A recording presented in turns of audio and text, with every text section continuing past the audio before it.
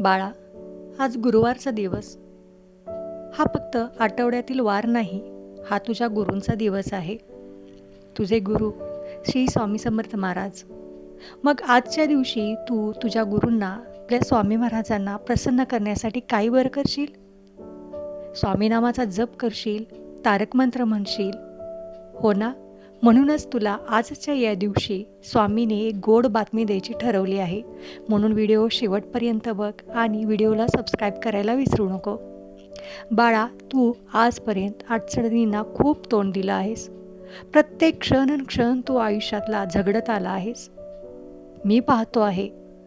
परंतु तुला जर अडचणी नाही आल्या तर तू माझ्यापर्यंत कसा बरं पोहोचशील?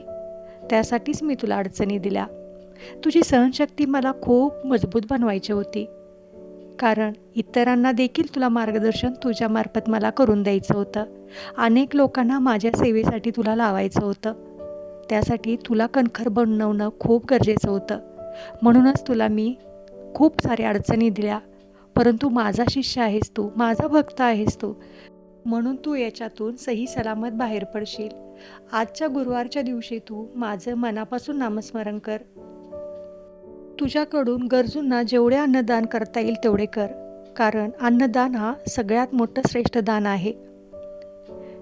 तुझ्यामुळे एखादा जरी भुकेला जीव तृप्त झाला तर त्यांना मिळालेलं समाधान हेच तुझ्या भक्तीचं आणि तू माझ्यासाठी केलेल्या प्रार्थनेची पोचपावती असेल.